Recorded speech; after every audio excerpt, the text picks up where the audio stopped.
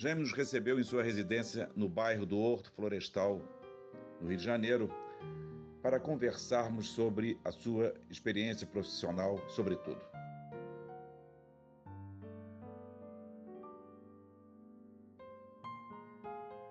Jaime, vamos falar agora, nessa terceira parte, um pouquinho de veículos elétricos. Você estuda muito veículos elétricos, mas eu queria que você falasse um pouco dessa integração com o sistema elétrico brasileiro dos veículos elétricos. O seguinte, o Instituto começou a se interessar por isso.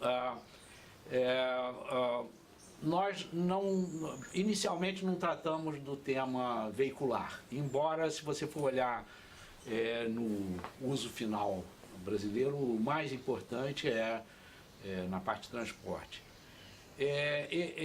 Eu me lembro bem desse nosso consultor, enfim, sócio inicial, que era o Geller. Ele dizia que pela experiência americana era perder tempo, porque a indústria ia fazer aquilo que ela achasse que era o melhor. Enfim, dentro da experiência dele, ele disse: não perde tempo em tratar de questão de eficiência veicular.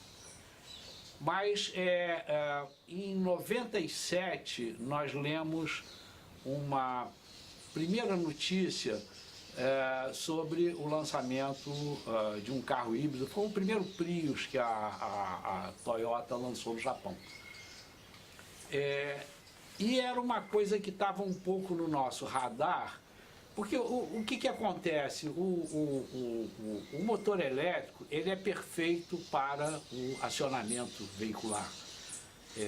Assim como a gente só usa motor elétrico em elevador, porque ele tem um torque muito elevado quando está zero, quer dizer, então o motor elétrico ele é perfeito para uso, para esse tipo de uso. Então, quando houve o lançamento do primeiro carro híbrido, a gente disse: poxa, está acontecendo aquilo que a gente acha, ou seja, de repente os carros que cada vez mais estão dependentes de motores elétricos, qualquer carro vagabundo hoje tem 10, 12 motores elétricos. Então, a última coisa que faltava seria a própria roda ser acionada por um motor elétrico para dar um grande salto de eficiência. Então nós começamos a nos interessar por esse tema veicular elétrico, e o Instituto então começou a trabalhar nesse assunto. E nós, como também tínhamos sido pioneiros no tratamento do tema de geração distribuída, produtor independente, tudo isso nós fizemos seminários ainda no século passado. Então nós vimos que havia uma conjunção interessante, quer dizer, todo o planejamento brasileiro naquela época, de certa forma ainda até hoje, tinha um pensamento muito centralizado, quer dizer, quilowatt-hora nasce em Itaipu e morre em Ipanema. Havia um mito da economia de escala, e isso era a única coisa economicamente possível. Então, com isso, se deixava de lado oportunidades, como eu já mencionei, sobretudo o potencial, vamos dizer, de geração de cana. Enfim, muitas coisas eram deixadas de lado com essa visão centralista da geração. Mas o que a gente via, que era muito claro, é que esses carros provavelmente aconteceriam, sei lá, é um pouco a minha sensação hoje, é que você vai passar a ter uma grande população, sobretudo dos chamados carros híbridos, quer dizer, ou seja, é o carro que você tem um pequeno gerador a bordo e as rodas são acionadas eletricamente, mas que continua a depender de combustível líquido. Enfim, se você fizer uma conta grosseira hoje, sei lá, hoje o Brasil tem 30 milhões 35 milhões de carros, não sabe direito essas estatísticas. Mas se você puser aí, grosseiramente, um geradorzinho a bordo desses carros com 20 kW, 25 kW, você faz uma conta assim, rápida, ligeira, você vai ver que 10% desses carros teriam mais ou menos a potência do setor elétrico hoje. Então a pergunta que a gente começava a se fazer na época é o seguinte: escuta, como é que uma coisa dessas pode influenciar esse processo? Então isso que a gente já vislumbrava na época, ou seja, esses carros vão mudar a feição do setor elétrico, porque com toda essa rede de comunicação funcionando, essas facilidades de internet e tal, sei lá, ligar e desligar esses geradores, ou se forem carros puramente elétricos, quer dizer, mal ou bem você passa a ter uma rede de baterias descentralizadas, sei lá, um carro elétrico hoje, grosseiramente, pode ter entre 10 e 25 kWh acumulados numa bateria, quer dizer, e passa a ser uma reserva instantânea.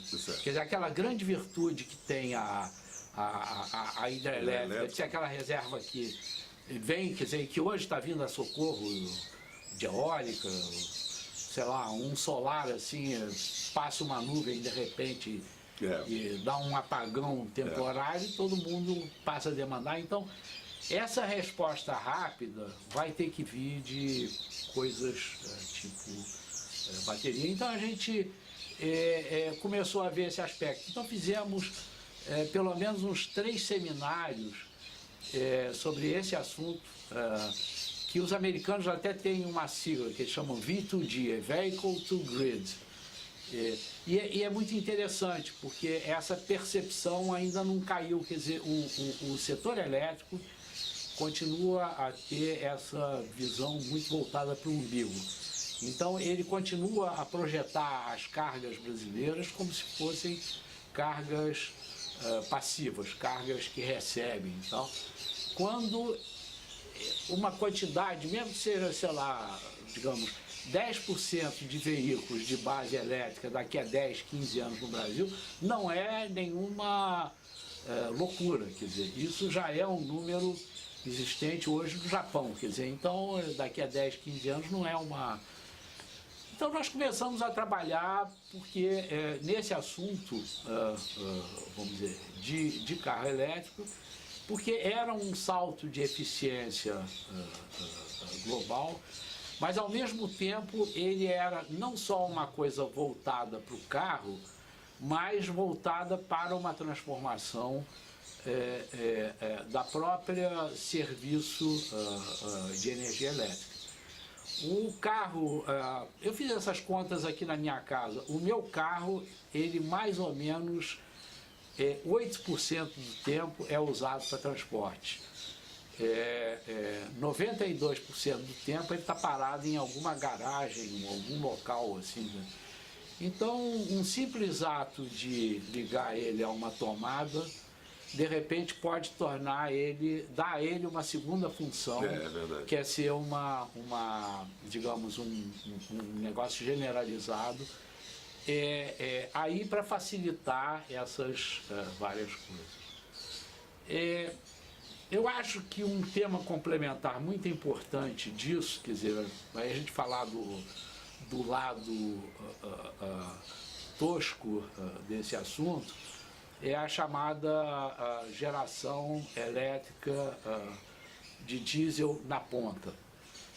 O que acontece? Há uns 30 anos atrás, algum matemático alienado lá do Ministério, de repente decidiu que o Brasil estava com um problema de ponta. Isso há 30 e tantos anos atrás.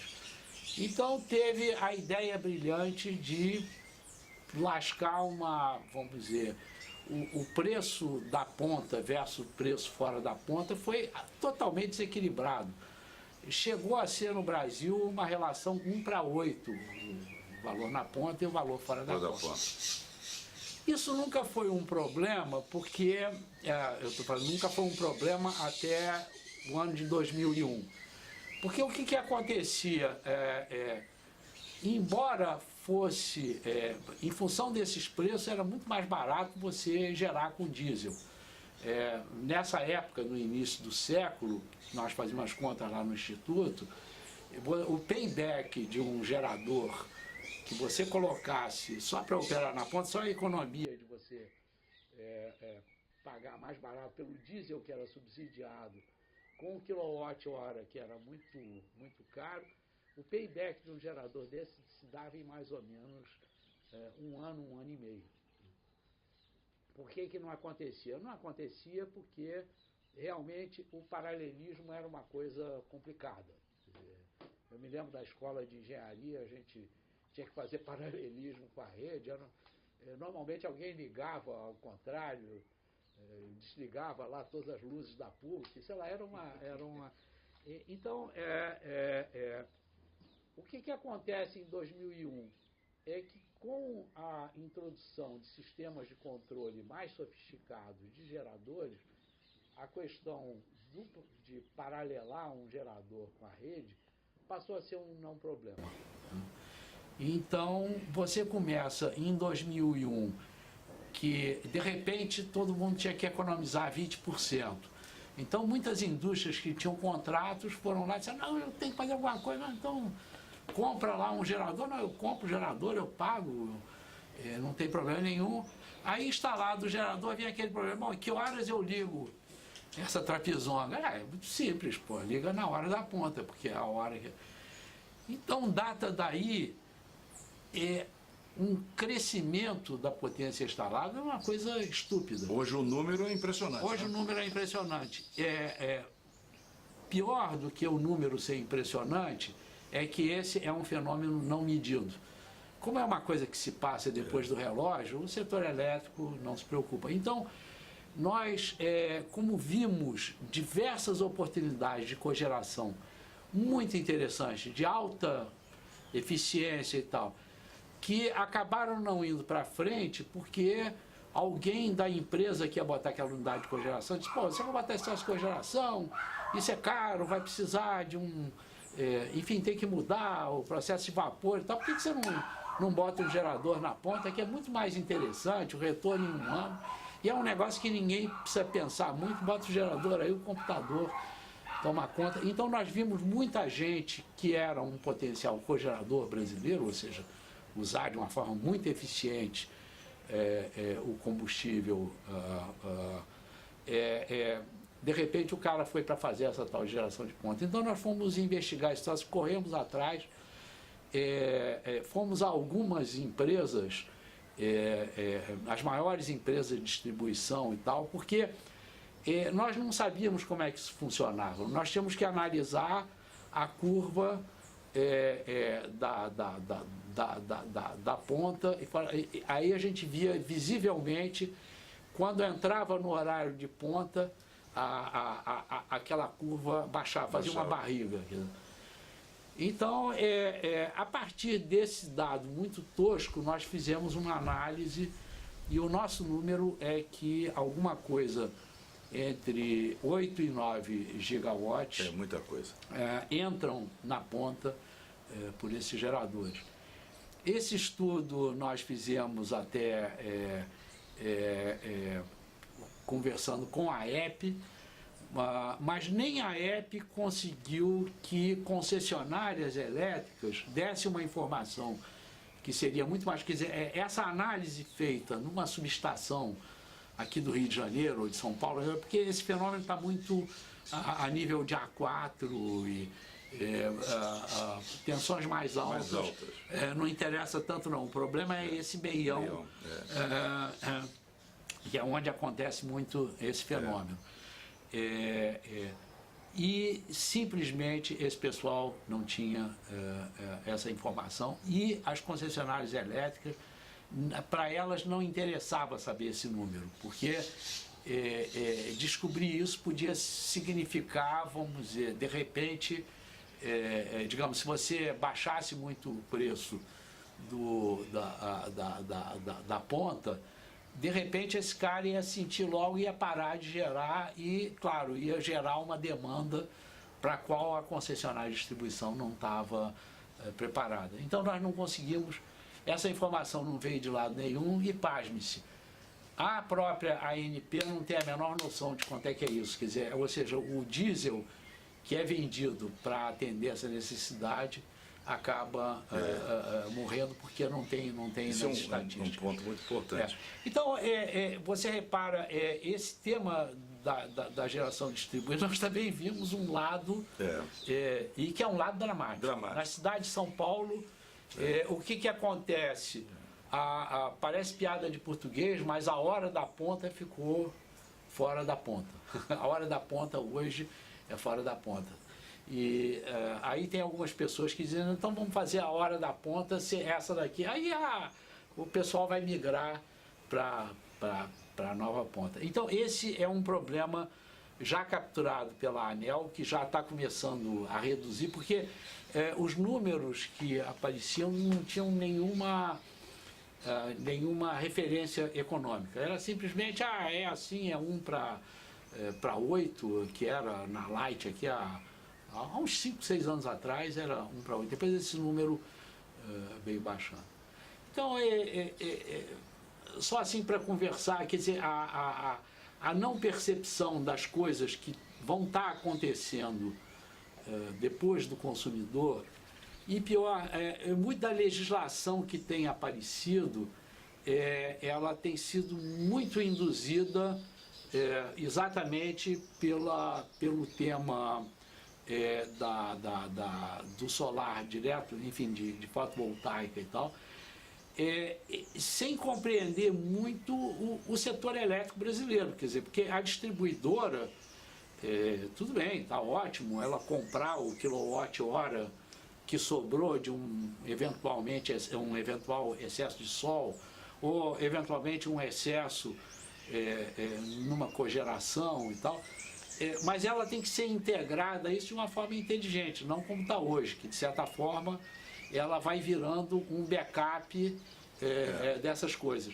No início não tem problema nenhum, porque é puramente folclórico e tal, mas é aquele negócio, aquela coisa pequenininha que vai crescendo, vai ter uma hora que você vai ter uma crise, e talvez o mais inteligente hoje seria a gente estar entendendo esse fenômeno e de repente integrando, ou seja, a empresa de distribuição, em vez de ser aquela coisa burra do passado, que eu pego o quilowatt-hora aqui da distribuição e entrego lá na casa do Jaime, de repente, sei lá, o Jaime vai ter um painel solar, de repente, sei lá, se eu tiver gás natural distribuído, quem sabe, hoje você já tem unidade de cogeração muito interessante de 1, 2 quilowatts, quer dizer, então, esse fenômeno novo, como é que a gente vai trabalhar? Jaime, eu tenho a impressão que a gente já caminhando para o final, mas eu tenho umas 2 perguntinhas para você interessantes para a gente encerrar a nossa entrevista, mas eu acho que o Brasil passa por uma transformação em todos os campos. A gente está vendo uma questão política dos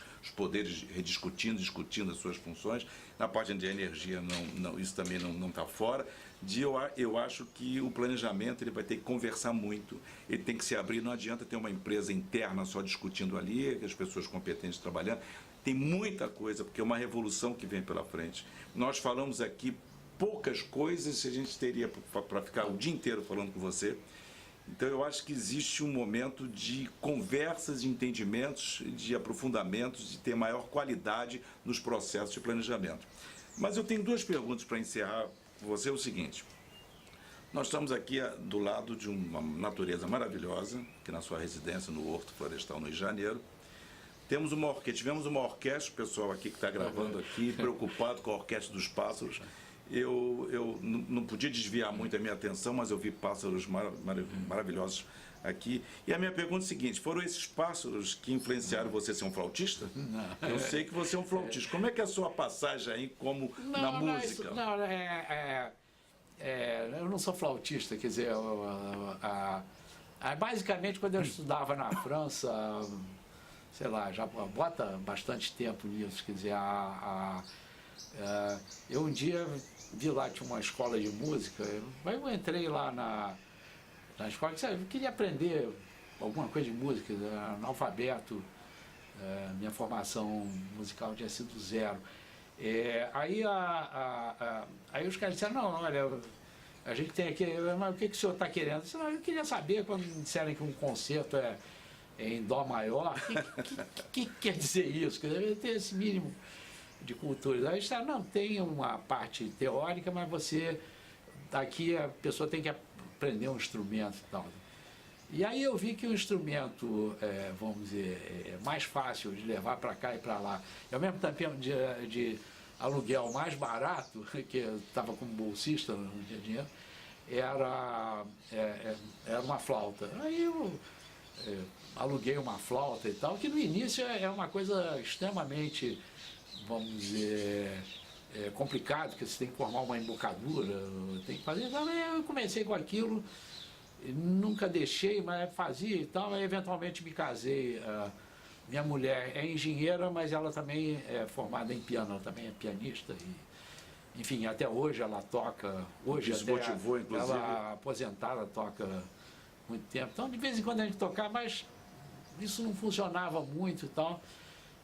Aí, muito tempo à frente, quer dizer, eu já bem mais velho e tal, eu comecei a me interessar mais pela música, que é a música talvez mais importante, sobretudo carioca, que é o choro. Então, basicamente... Você tem uma rotina, às vezes, de tocar com grupo? Pois então a rotina é que todo sábado, são essas coisas que o Rio de Janeiro tem, que outros lugares...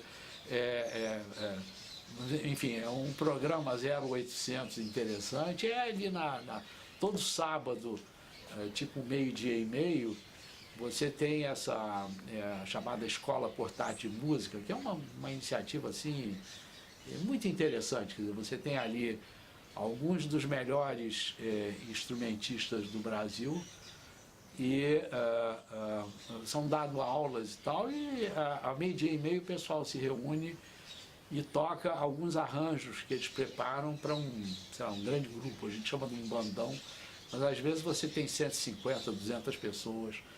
E onde é que fica? Todo sábado, ali na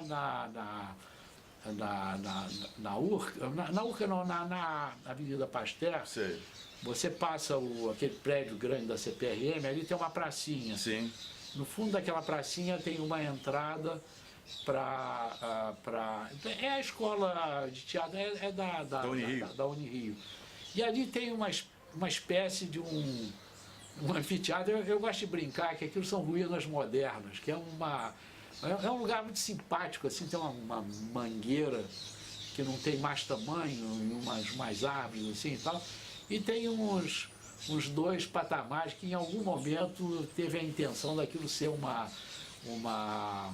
um anfiteatro, assim, e tal, mas enfim, aquilo forma uma coisa muito interessante. Então o pessoal toca ali. É interessante. Então todo sábado. E para terminar, já que nós estamos escutando sons, eu acho que até sapo, não sei o que, o Brasil foi pro brejo ou não? O Brasil está indo pro brejo ou você, esperançoso, acha que não? Eu sou esperançoso. Eu acho que são potenciais, são coisas tão interessantes como essas que nós estávamos conversando aqui. Que eu acho que faz parte de um processo evolutivo, quer dizer, você tem uma dinâmica, sei lá, às vezes você, pela contradição, você chega muitas coisas positivas, sei lá. Eu, por exemplo, sei lá, talvez seja um caminho homeopático, mas se você notar, observando aonde está a perda, quer dizer, ou seja, nós lá do INE estamos o tempo todo procurando onde é que se joga a energia fora. Mas permite uma leitura muito bonita em termos de aumentar a eficiência e, eventualmente, até para chamar a atenção de coisas que são pseudo-bonitas, mas, no fundo, são algumas mentiras institucionalizadas ou, de repente, a trazida para o Brasil de soluções que não são brasileiras. Quer dizer, então, eu acho muito importante a gente realmente fazer essa leitura do tema energético, sempre com essa visão de Brasil e das nossas características de uso e capacidade de produção. Muito obrigado. Nada. Um abraço. Um abraço.